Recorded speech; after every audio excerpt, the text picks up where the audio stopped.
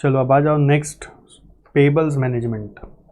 Pebbles management में आ जाएंगे हम लोग। We will talk about something new today, payables management. Payables management में बात रिसीवेबल का ही थोड़ा सा ऑपोजिट कर रहे हैं, थोड़ा ध्यान देना, रिसीवेबल का ही थोड़ा सा ऑपोजिट बात करेंगे। सोचिए एक सप्लायर है, ध्यान देना, एक सप्लायर है,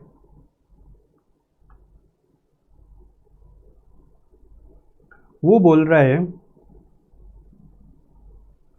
मैं तुम्हें एक कैश डिस्काउंट पॉलिसी दे रहा हूँ जिसका नाम है 2/10 नेट 45। इसका मतलब क्या होता है कि अगर हम सप्लायर को 10 डेज में पे कर देंगे तो सप्लायर मुझे 2% का कैश डिस्काउंट देगा, और नहीं तो 45 डेज में मुझे पेमेंट करना ही है। ठीक है, so now this is the offer given by supplier, offer by supplier. Okay, so now I will have two options. मेरे पास ऑप्शन दो है कि मैं सप्लायर का ऑफर मान लूं या फिर सप्लायर का ऑफर नहीं मानूं। सप्लायर का ऑफर मान लूंगा तो क्या होगा, मुझे 10 दिन में पेमेंट करना पड़ेगा, राइट। और सप्लायर का ऑफर नहीं मानूंगा तो मैं पेमेंट कब करूंगा, 45 दिन में करूंगा। मान लेते हैं यहाँ पे इन 10 डेज, तो हम लोग पे इन 10 डेज मतलब हम तो first day, second day, third day, कोई भी डे जाके पे कर सकते हैं। बट अज्यूम करो pay on 10th day, last day दिया, paid on 10th day, last day जाके दिया, बोला 2% मेरा। और दूसरा केस क्या हो सकता है, पे ऑन 45th डे, भैया हम तो लास्ट में ही देंगे। ठीक है, ऑप्शन 2 इज हम ऑफर एक्सेप्ट नहीं किया, हम तो 45 डे को ही पे करेगा, हम लोग सप्लायर को पे करने जा रहे हैं। सो नाउ इसमें देखना सिनेरियो क्या हो रहा है। अगर सप्लायर के यहाँ पर 100 रुपया टोटल ड्यू है, टोटल सप्लायर का बिल है 100 रुपीज़, तो यहाँ पे we are paying how much, 98, और 45th डे को हम दे रहे हैं पेमेंट, तो हम कितना दे रहे हैं, पूरा 100 रुपया दे रहे हैं। ठीक है, बट अगर हम 45th डे को पे कर रहे हैं तो हम एक तरह से सोचना, ध्यान से सोचना, बहुत इंटरेस्टिंग बात है, डीप थिंकिंग है इसमें। मैं क्या तो 10वां दिन पे कर रहा हूं या तो 45th डे पे कर रहा हूं। 10वां दिन पे किया तो मेरे को 100 रुपया, मेरे को 100 रुपये की जगह 98 देना है। ठीक है, यू गेटिंग द पॉइंट। तो मेरे पास बच गया कितना, वो 2 रुपया बच गया, गॉट इट। अब वो 2 रुपया को मैं, अगर मैं 10th डे पे कर दिया तो 2 रुपया बचा लिया। उस 2 रुपया को मैं यहाँ से यहाँ जो मैचिंग कराना है, अगर कंपेयर करना है, 35 डेज का और फासला है, मैं 2 रुपये को 35 डेज तक इन्वेस्ट कर सकता हूँ। Are you getting the point? नहीं, फिर से मैं यहाँ पे हूँ, 10वां दिन पे करूँगा और 45 डेज पे करूँगा। हालांकि किसी भी दिन देने से यहाँ पे कैश डिस्काउंट मिलता है, बट अज्यूम करें कि 10th डे दिया जाके, तो 10th डे पे किया तो 98 लगा, और अगर 45th डे पे किया तो 100 लगा। तो मेरे पास यहाँ पे 2 रुपया जो बच गया, उस 2 रुपया को मैं 35 दिन तक इन्वेस्ट करके कुछ इनकम कर सकता हूँ ना, correct? I hope you are understanding now. इस 2 रुपया पे 35 दिन तक इन्वेस्ट कर सकता हूँ ना, जो ऑप्शन यहाँ पे मिल रहा है। सप्लायर को बेनिफिट क्या मिला कि मुझे पेमेंट जल्दी मिल गया, उसका रुपया ब्लॉक होके रहता ना, तो वो हम लोग को बेनिफिट पास ऑन कर दिया, और हम लोग भी जल्दी पे कर दिए, तो हम लोग के पास जो फंड रिलीज़ हो गया वो मैं इन्वेस्ट कर सकता हूँ 35 डेज तक, करेक्ट? आप ऐसा बोल सकते हो कि या फिर ये 100 रुपया जब मैं दे रहा हूँ तो मेरे पास इंटरेस्ट इनकम नहीं आ रहा है। यहाँ पे इंटरेस्ट इनकम आएगा, ऐसे भी सोच सकते हो, ठीक है, 2 रुपया पे 2 रुपया जो इन्वेस्ट करोगे उस पर इंटरेस्ट इनकम आएगा, बट यहाँ पर इंटरेस्ट इनकम का नुकसान हो रहा है। थोड़ा सा टेक्निकल है, इसलिए मैं आपको ध्यान से धीरे से समझा रहा हूँ, नया चीज़ है ना। यहाँ पर ऐसा बोल सकते हो, क्या तो एक चीज़ बोलो, यहाँ पे इंटरेस्ट इनकम आएगा ये बोलो, या फिर यहाँ पे बोलो कि 100 रुपया का यहाँ पर अगर आपका पेमेंट हो रहा है तो आपका इंटरेस्ट इनकम यहाँ पर माइनस में दिखाओ, इंटरेस्ट इनकम नहीं आ पाया, इंटरेस्ट इनकम नहीं आया तो वो यहाँ पे माइनस में दिखाओ। दोनों में से एक ही करना, क्या तो उधर जोड़ना या तो इधर घटाना, दोनों नहीं करना, ठीक है। इधर आएगा भी लिख दिया और उधर नहीं आएगा लिख दिया तो कन्फ्यूजन आएगा। क्या तो एक तरफ लिखो इंटरेस्ट इनकम आएगा, इधर लिखो इंटरेस्ट इनकम नहीं आएगा। ओके, तो अब हमें चूज़ करना है कि हम ऑप्शन 1 में जाए कि ऑप्शन 2 में जाए। इस तरह का डिसीजन हम लोग फाइनल लेवल में एसएफएम में बहुत सारा लेते हैं और यूजुअली वो फॉरेन एक्सचेंज ट्रांजैक्शन के ऊपर होता है। फाइनल में फॉरेन एक्सचेंज को लेकर इस तरह का डिसीजन बहुत लेते हैं हम लोग, क्योंकि वहाँ पे तो 35 दिन में तो फिर फॉरेन एक्सचेंज रेट भी चेंज हो जाता है ना, तो उसका भी इफेक्ट हम लोग सम्स में डाल देते हैं। अभी फॉरेन एक्सचेंज ट्रांजैक्शन इसमें इन्वॉल्व नहीं किया है, supplier with in the country है। तो बस दो ही बात है, एक बात है कि आप क्या चाहते हो कि सप्लायर को 10th डे पे कर दो तो 98 पे होगा, 2 रुपया बचेगा, उस 2 रुपया को इन्वेस्ट कर सकते हो। और दूसरा केस हो सकता है कि आप पूरा 100 रुपया ही लास्ट में जाके पे करना। तो आपको अपना नेट आउटफ्लो कंपेयर करना है, अल्टीमेटली क्या करना है, नेट आउटफ्लो कंपेयर करना है, ठीक है। सो अब हम वापस से एक बार डिस्कस करेंगे। यहाँ पर क्या हो रहा है, 2/10 नेट 45, इसका मतलब क्या है। एक और चीज़ सोचना, अभी इसमें एक और ट्विस्ट छुपा हुआ है कि ये 100 रुपया पे 2 रुपया हम छोड़ देते हैं 35 दिन का अर्ली पेमेंट करवा के, 35 डेज़ का अर्ली पेमेंट करवा के हम 2 रुपया छोड़ देते हैं। मतलब ऐसा हम समझ सकते हैं क्या, ध्यान से सुनना, कि हमारा ये 2 रुपया, ठीक है, एक तरह से इनकम होगा। देखो रूल होता है ना दुनिया में, एक रूल होता है जिसको हम लोग बोलते हैं interest rate parity rule.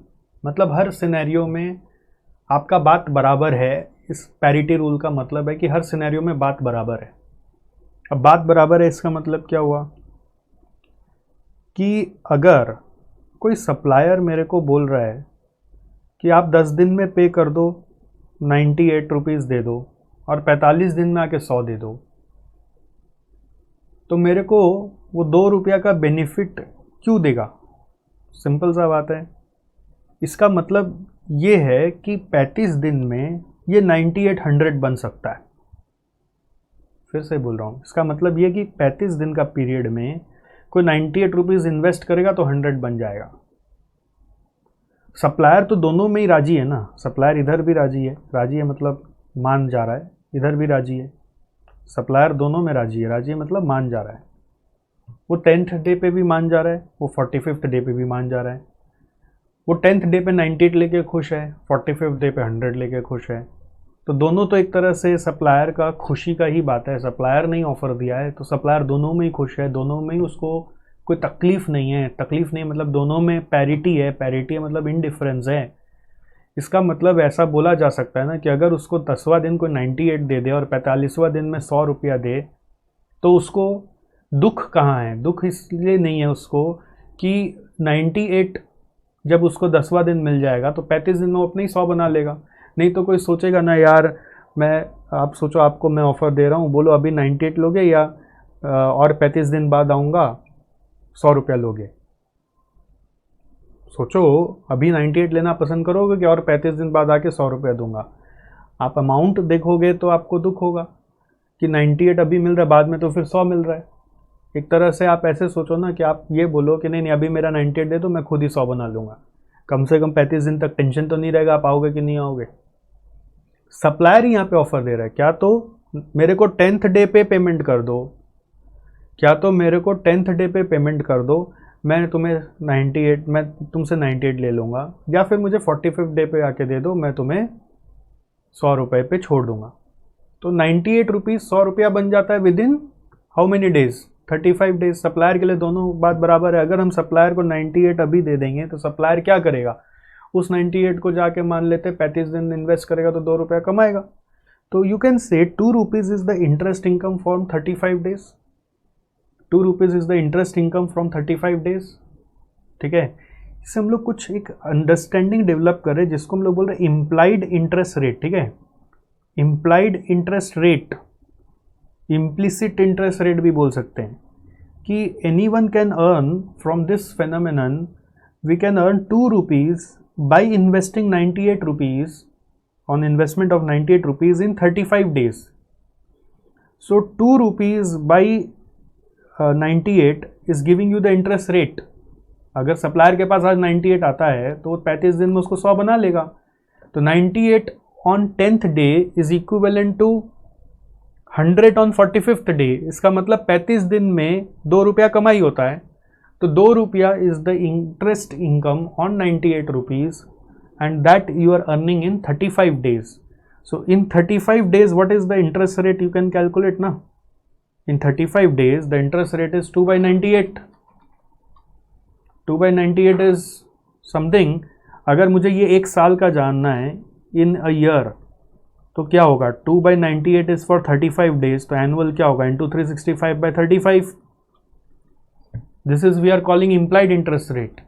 2 by 98 into 365 by 35. This is coming 21.28. 21.28.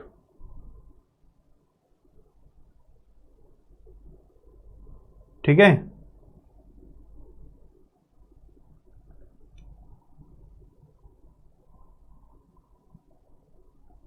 I hope आपको समझ में आ रहा है ये इम्प्लाइड इंटरेस्ट रेट कैसे आया। अगर कोई सप्लायर मुझे बोल रहा है मैं 10 दिन में तुमसे 98 ले लूँगा और 45 दिन में तुमसे 100 ले लूँगा, तो इसका मतलब यही है ना कि वो 35 दिन का एक्स्ट्रा फाइनेंस देता है eight the cost of 2 rupees. ऐसा सोच सकते हैं ना, 35 दिन का वो मुझे फाइनेंसिंग दे रहा है eight the cost of extra cost of 2 rupees. ध्यान से सुनो, ध्यान से सुनो।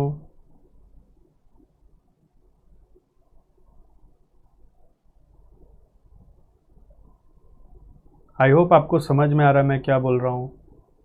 सप्लायर हमें जब बोल रहा है 10th डे को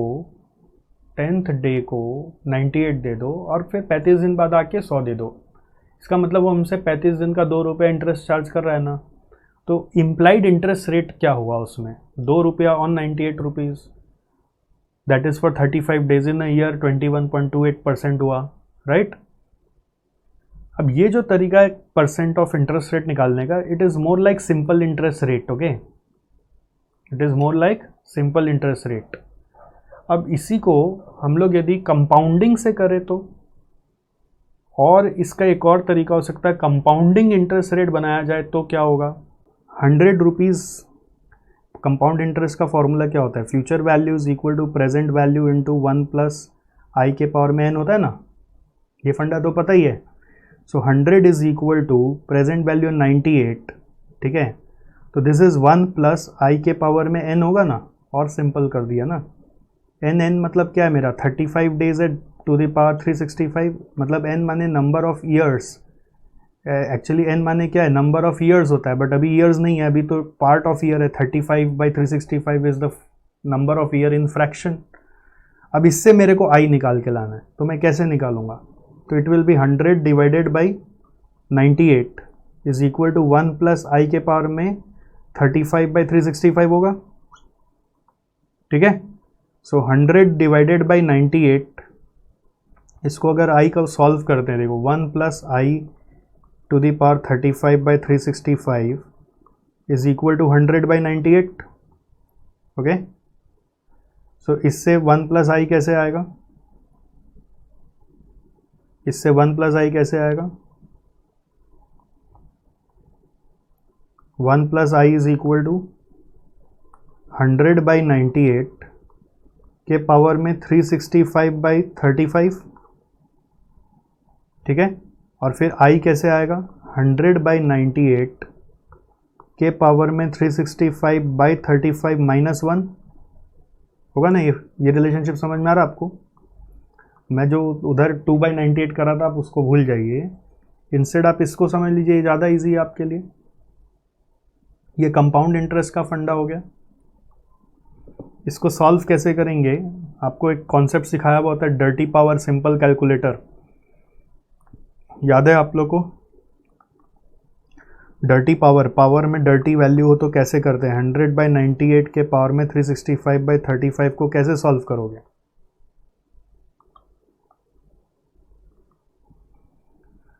किसी को याद है स्टेप्स। सबसे पहले जिसका वैल्यू लेना है, यानी 100/98 का वैल्यू लेना है, इसको 12 बार रूट करिए, 12 टाइम्स रूट बटन दबाइए।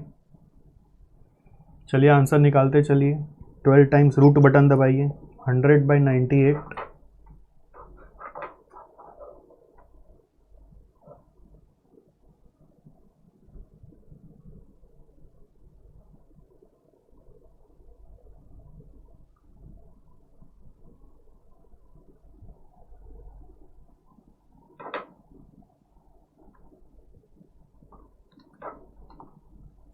दबाया 12 बार रूट। देखो 1.02 है, उसको बार बार रूट करना है, 1 2 3 4 5 6 7 8 9 10 11 12। फिर -1 करिए, रिजल्ट में से -1 करिए, इक्वल टू आएगा। फिर आपको मल्टीप्लाई बाई डर्टी पावर करना है, इंटू 365/35 करिए, रिजल्ट जो आया उसको इंटू 365/35।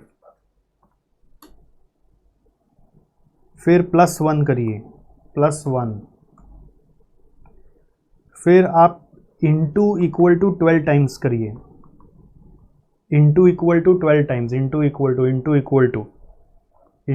टू 1 2 3 4 5 6 7 9 10 11 12।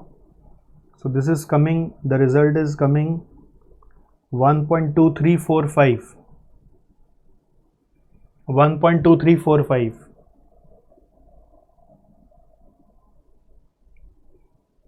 ठीक है, करके देखा होगा आपने, 1.2345 आ रहा है। सो अकॉर्डिंगली यहाँ पे वैल्यू आ रहा है 1.2345 -1 is I is 23.45%।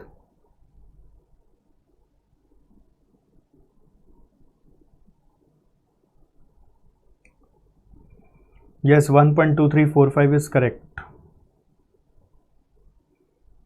I hope आपको समझ में आई वर्किंग। एक बार मैं फिर से समझाना चाहूँगा, क्योंकि मेरे को लगता है पर्सनली ये बहुत टिपिकल था। अगर नहीं किया हुआ हो तो समझ ही नहीं आएगा। मेरा सप्लायर मेरे को बोलता है कि आप 10 दिन में पे कर दो तो 98 ले लूँगा, और नहीं तो 45 डेज़ में पे कर दो तो 100 लूँगा। तो it is as good as वो 35 डेज़ के लिए मुझे एक्स्ट्रा फाइनेंसिंग करेगा at the cost of 2 rupees. Correct, यही खाली एक अंडरलाइंग मीनिंग निकालना है कि 98 और 100 का मतलब क्या है। He is financing me extra 35 days at the cost of 2 rupees.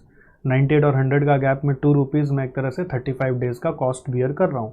तो मैं ये समझना चाह रहा हूँ कि इसके पीछे इम्प्लाइड इंटरेस्ट रेट क्या है। अगर सिंपल इंटरेस्ट से पकड़े तो 2/98 है फॉर 35 डेज़, तो एक साल का क्या होगा। अगर 35 डेज़ का 2/98 है तो एक साल का क्या होगा। 35 डेज़ का 2/98 है तो एक साल 365 डेज़ का क्या होगा, इंटू 365/35 करने से आंसर आ गया। और दूसरा बात है कि अगर आप इसी चीज़ को सिंपल इंटरेस्ट से नहीं करके कंपाउंड इंटरेस्ट से करेंगे तो क्या होगा। तो आप बोल सकते हैं कि 100 रुपया मेरा बन रहा है फ्यूचर में, जो आज 98 है, एंड वो आपका इंटरेस्ट रेट यदि आई यहाँ पे पर एनम है तो पावर में एन आपका वो नंबर ऑफ़ ईयर्स होना चाहिए। अब नंबर ऑफ़ ईयर्स तो एग्जैक्ट होल ईयर का नहीं है, 35 डेज़ का है, तो 35/365 करने से जो फ्रैक्शन ऑफ ईयर आ रहा है वो है। तो इसको सॉल्व करके यदि हम आई निकालें तो वो आई आ रहा है 23.45%। ठीक है, तो कंपाउंडिंग वाला लॉजिक ज़्यादा अच्छा है, एक तरह से कंपाउंडिंग वाला लॉजिक ज़्यादा अच्छा है। अब बात आता है, देखो मैं जब यहाँ पर सप्लायर को 98 दे रहा हूँ, ठीक है, मेरा 2 रुपया करके बच गया एक तरह से। वो 2 रुपया मैं मान लीजिए 23.45% मेरे को सप्लायर यदि मेरे से इंटरेस्ट रेट चार्ज कर रहा है, ध्यान से समझना, एक तरह से सप्लायर मेरे से 23.45% इंटरेस्ट चार्ज कर रहा है। कॉमन सेंस लगाओ, बनिया बुद्धि। मैं अगर अभी 98 पे कर रहा हूँ तो सप्लायर मेरे से अभी पेमेंट लेके खुश है, बाद में वो मेरे से 100 रुपया ले रहा है, ठीक है, मेरे से 2 रुपया एक तरह से इंटरेस्ट कॉस्ट चार्ज कर रहा है फॉर फाइनेंसिंग में फॉर 35 डेज, और उसका इंटरेस्ट रेट क्या पड़ रहा है आप इमेजिन करो, 23.45%। मतलब वो एक तरह से मेरे को एक लोन दे रहा है सप्लायर, 35 दिन का और लोन ले लो, मैं 35 डेज तक और तुम्हें लोन दे रहा हूँ, उसका इंटरेस्ट रेट वो मेरे से इम्प्लाइड वे में ले रहा है 23.45%। समझ में आ रहा है?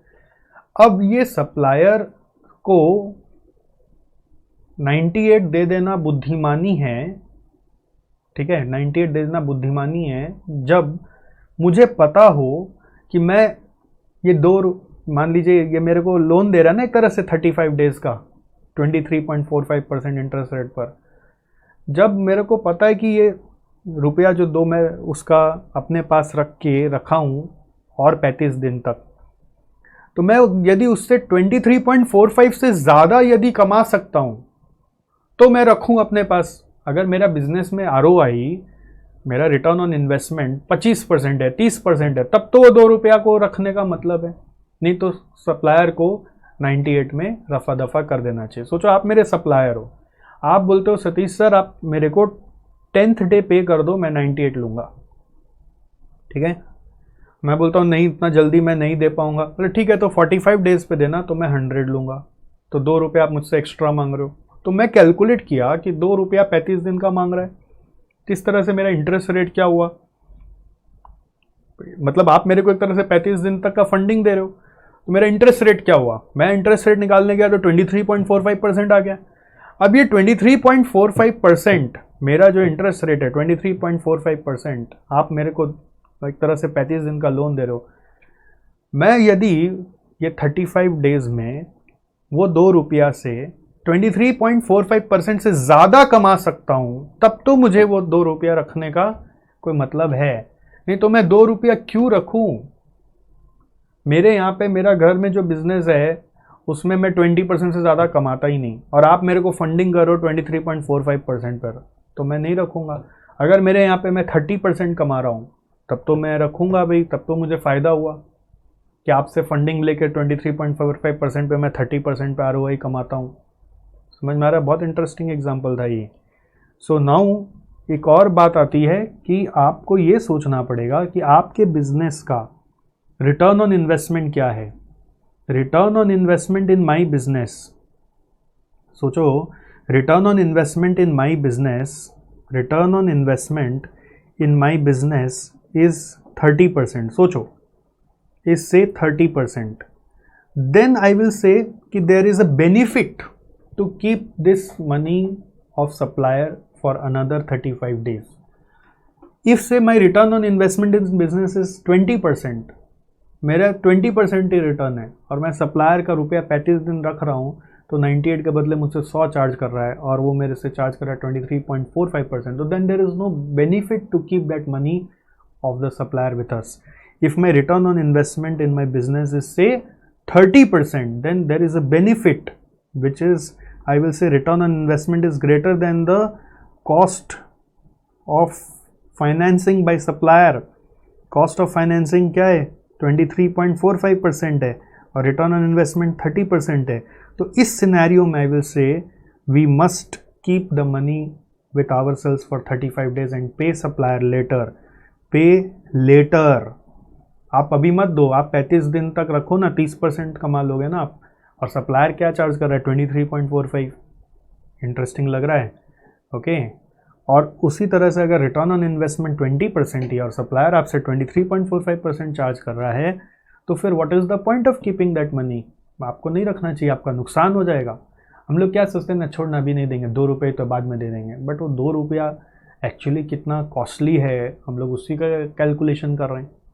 ठीक है, ये अभी आपको 2 रुपया दिख रहा है, बट हो सकता है सप्लायर का बिल कुछ करोड़ों में हो। तो try to understand the concept. Supplier का फाइनेंसिंग कितना महंगा है, इनडायरेक्टली वो फाइनेंसिंग कर रहा है, बट आपको कितना महंगा रेट पे फाइनेंसिंग कर रहा है। सो जब कभी भी आप यहाँ पर अब इवैल्यूएशन कर रहे हो मान लीजिए, तो आपके पास हो सकता है आपने अगर लेटर पे किया सप्लायर को 100 रुपये आया, बट आप यहाँ पर तो अपना रिटर्न ऑन इन्वेस्टमेंट नहीं कमाओगे, कुछ नहीं कमा पाओगे, बट यहाँ पे रिटर्न ऑन इन्वेस्टमेंट कमा सकते हो, क्योंकि आप 2 रुपया रख लिए उसका 35 दिन तक, और वो 35 दिन तक आपने जो रुपया रखा उस पर कितना इनकम कमाया। सोचो 35 दिन बाई 365 डेज इंटू 30% यदि रिटर्न ऑन इन्वेस्टमेंट है फॉर एग्जांपल, तो उसको कितना रुपया पे आपने कमाया, उसको आपने कितना रुपया पे कमाया। Return from investing 35 by 365 into 30%, आपने कितना रुपया पे वो इनकम कमाया, 98 पर। जो 98 आप अभी नहीं देकर 10th डे पे नहीं देकर आप 45th डे पे आके 100 पे कर रहे हो, तो ये 98 पर आपने 30% कमाया फॉर 35 डेज। सो इसका आपका एक इनकम आ गया आपके पास 98 का 30% into 35 by 365 is equal to, सोचिए ये 282 रुपीज़ इनकम आपने जनरेट कर लिया। अगर आपने सप्लायर को लेट से पेमेंट किया तो, अगर आपने सप्लायर को लेट से पेमेंट किया, आप एक वर्किंग कर लीजिए, 98 इंटू 28.2 होगा आई थिंक, कितना होगा देखो, 98 इंटू 30% इंटू 35 बाई 365, 98 का 30% इंटू 35 बाई 365 2.82 हो रहा है, सॉरी 2.82 रुपीज़ आपने इनकम जनरेट कर लिया। तो आपका नेट कॉस्ट क्या पड़ा, 100 माइनस 2.82 97.18 पड़ा। अब ये कम क्यों आया, बिकॉज आपका रेट ऑफ रिटर्न ज़्यादा है ना, सप्लायर जो कॉस्ट चार्ज कर रहा है उससे आपका रेट ऑफ रिटर्न ज़्यादा है। अगर आपका यहाँ पे ROI 20% होता तो आप 20% इनकम कमाते, ठीक है, तो आपका यहाँ पे नेट कॉस्ट फिर 98 से ज़्यादा आ जाता। आई होप आपको मैं समझा पाया, थोड़ा नया चीज़ था ये लिखा हुआ, अगर मैं पढ़ूंगा ना आपको कुछ समझ ही नहीं आएगा, ये फार्मूला का कोई अस्तित्व ही नहीं है। अभी आप ठीक से सोचो मैंने क्या पढ़ाया, हड़बड़ाओ नहीं, मैं पेशेंस चाहता था। ओके, बिजनेस में जो फाइनेंस का फंक्शन है, देखो आपको इतना डेप्थ में इसलिए बताता हूँ मैं हमेशा FM, कि आप अगर एज अ CA या कॉस्ट अकाउंटेंट जाओगे ना आगे, तो सबसे ज़्यादा काम फाइनेंस का मिलता है।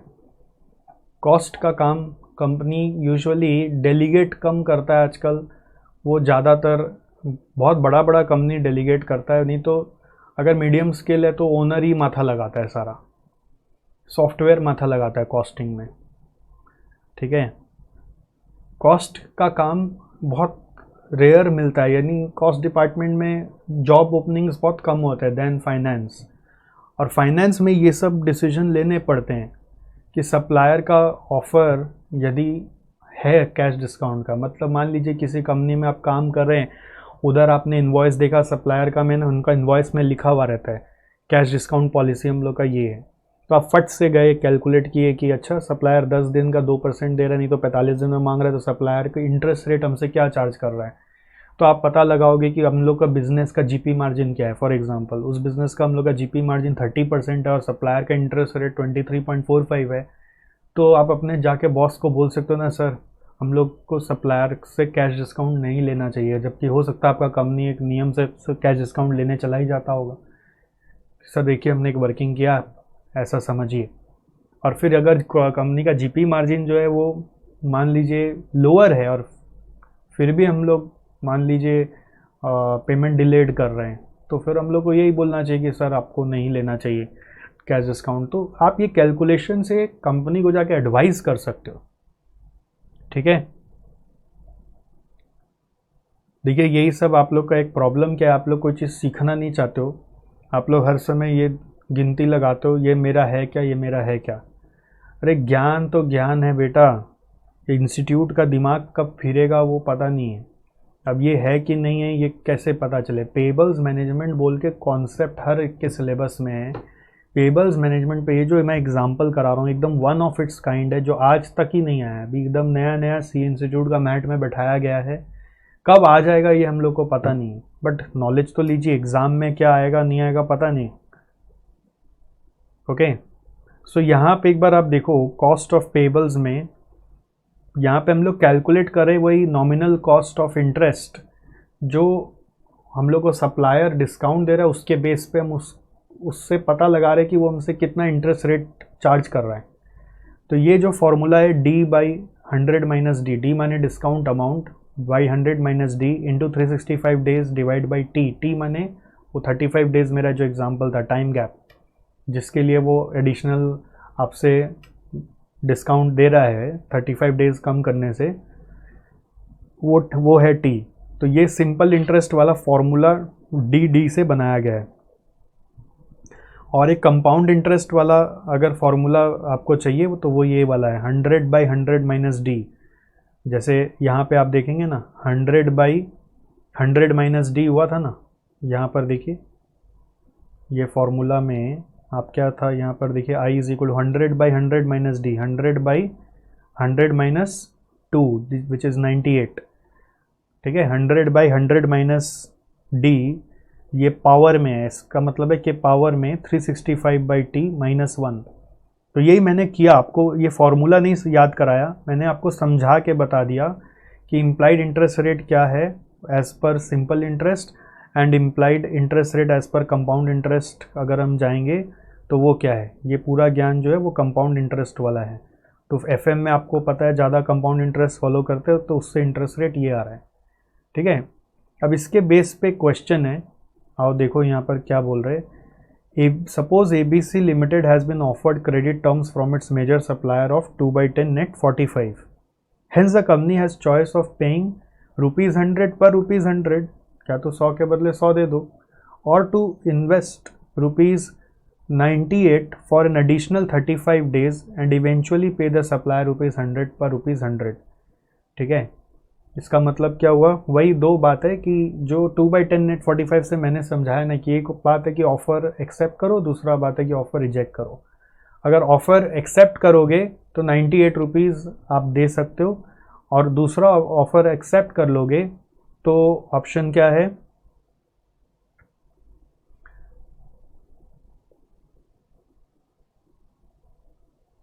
यहाँ पे ना लिखना चाहिए ₹98 पर ₹100। ठीक है, तो ज़्यादा सेंसिबल बनेगा। पेइंग ₹98 पर ₹100, hence the company has the choice of paying 98 rupees पर ₹100। ये ऑप्शन 1 हो गया, पे कर दो ₹98 पर ₹100।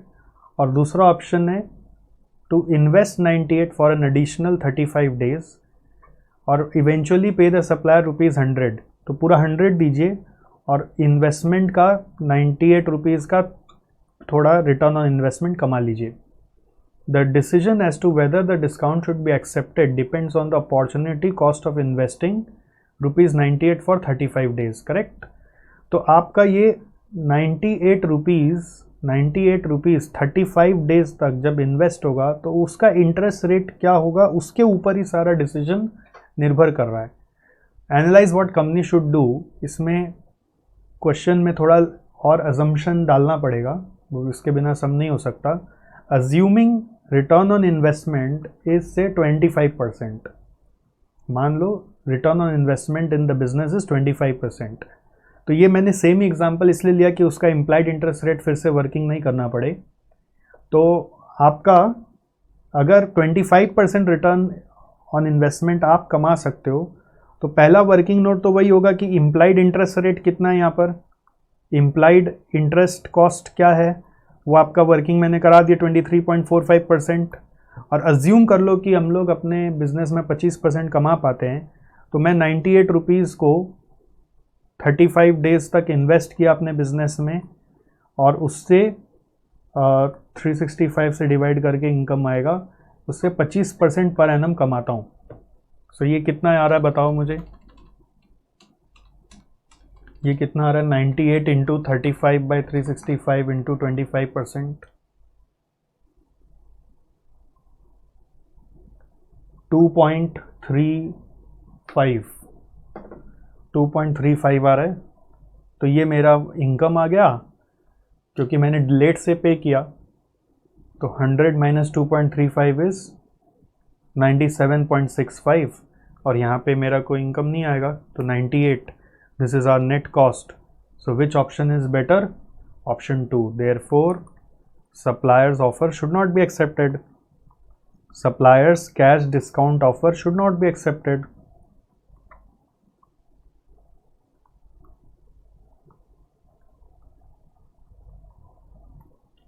ठीक है, suppliers cash discount offer should not be accepted.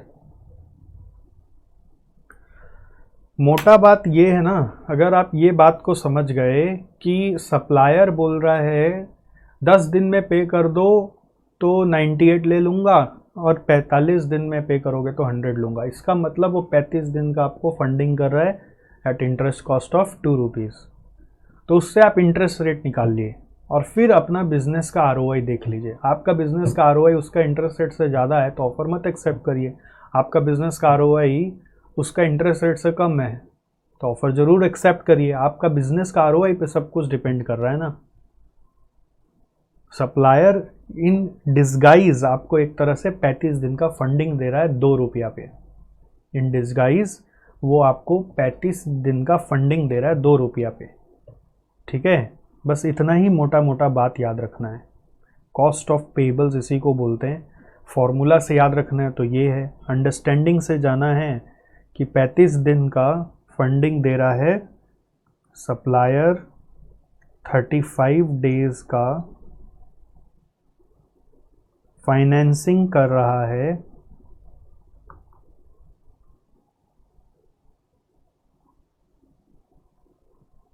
At the rate 2/98, या फिर आप बोल सकते हो 35 डेज का फाइनेंसिंग कर रहा है at ₹2 for ₹98 at 2 rupees interest for ₹98। तो 98 वो अपना आज लेता था 10th डे पर, वो छोड़ दिया, बोला बाद में आके दे देना। तो 98 का फंडिंग दिया और उसके बदले फिर 2 रुपया इंटरेस्ट उस पर लिया। ठीक है, ये अगर आप लाइन याद रखते हैं तो इससे सप्लायर का इंटरेस्ट कॉस्ट निकल जाएगा और वो इंटरेस्ट रेट को आप अपना कमाई का इंटरेस्ट रेट से कंपेयर करेंगे तो आपका सॉल्यूशन बन के आएगा।